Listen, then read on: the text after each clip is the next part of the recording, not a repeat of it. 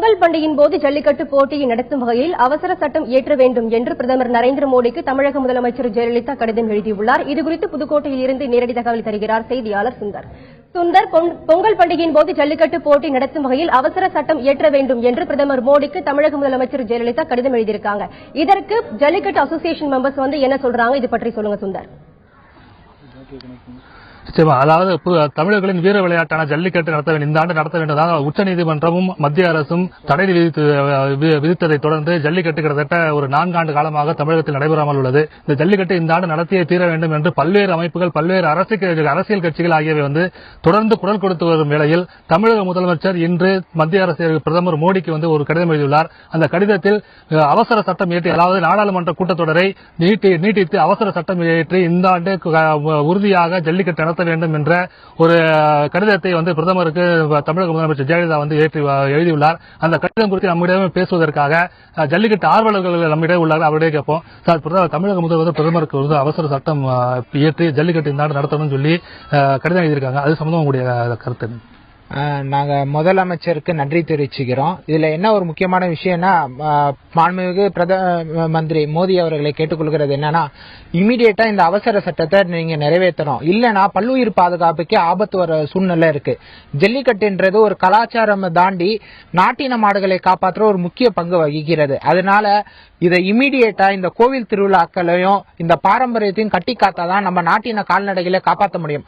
நாட்டின கால்நடையை காப்பாத்தினாதான் இயற்கை மண்ணில் இருக்கிற உரத்து சத்தை காப்பாற்ற முடியும். மண்ணை காப்பாத்தினாதான் விவசாயத்தை காப்பாற்ற முடியும். விவசாயத்தை காப்பாற்ற மனிதனோட உணவு தேவையை காப்பாற்ற முடியும்.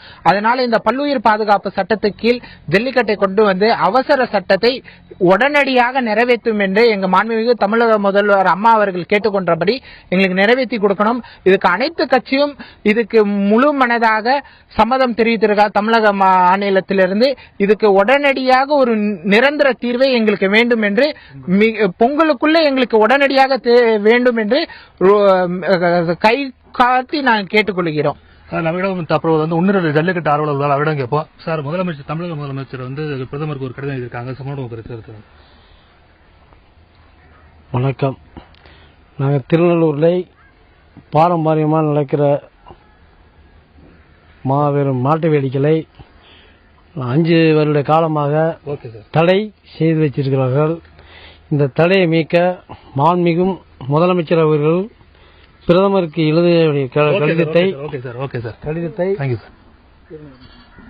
தமிழக முதலமைச்சர் உடனடியாக கடிதம் எழுதியதை தொடர்ந்து பிரதமர் உடனடியாக சட்டத்தை இயற்றி இந்த ஆண்டு ஜல்லிக்கட்டு நடத்த வேண்டும் என்ற கோரிக்கையை தமிழக ஜல்லிக்கட்டு ஆர்வலர்கள் முன்வைத்துள்ளனர்.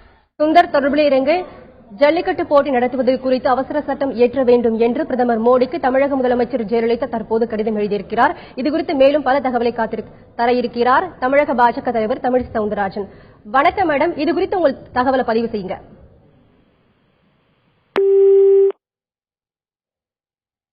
உங்களோட தொடர்பு துண்டிக்கப்பட்டது. தொடர்ந்து சுந்தரிடம் கேட்கலாம்.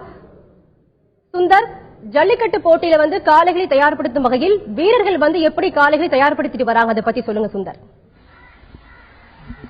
கண்டிப்பா தற்போது இந்த ஆண்டு உறுதியாக ஜல்லிக்கட்டு நடைபெறும் என்று தமிழக பாஜக தலைவர்கள் உள்ளிட்ட தலைவர்கள் தொடர்ந்து கூறி வந்த வேளையில் ஜல்லிக்கட்டு ஆர்வலர்களும் மாடு காளைகளை வளர்ப்போரும் தற்போதே தங்களுடைய காளைகளை நீச்சல் பயிற்சி உள்ளிட்ட பல மண்குத்து ஏறுதல் உள்ளிட்ட பல பயிற்சிகளில் ஈடுபட்டுள்ளனர். இது குறித்து நம்மளும் பேசுவதற்காக மற்றொரு ஜல்லிக்கட்டு ஆர்வலர் உள்ளார். அவரிடம் கேட்போம். அந்த காளைகளை பயிற்சி தற்போதே ஆரம்பிச்சிட்டீங்க.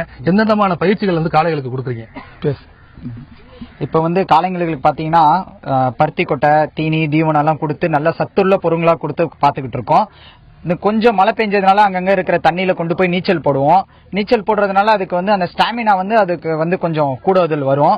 ரெண்டாவது உழவு ஓட்டுற முடிஞ்சா உழவு ஓட்டுவோம். ரெண்டாவது டெய்லி வாக்கிங் பயிற்சி அது மாதிரி கொடுப்போம். மண் இந்த கீழே அது போடுற சாணி மண்ணல்ல எங்கன்னா மாட்டை கட்டி வச்சிருந்தோம்னா அது போய் குத்த விடுவோம். அது குத்தும் போது அதோட ஆக்ரோஷம் கொஞ்சம் குறையும்.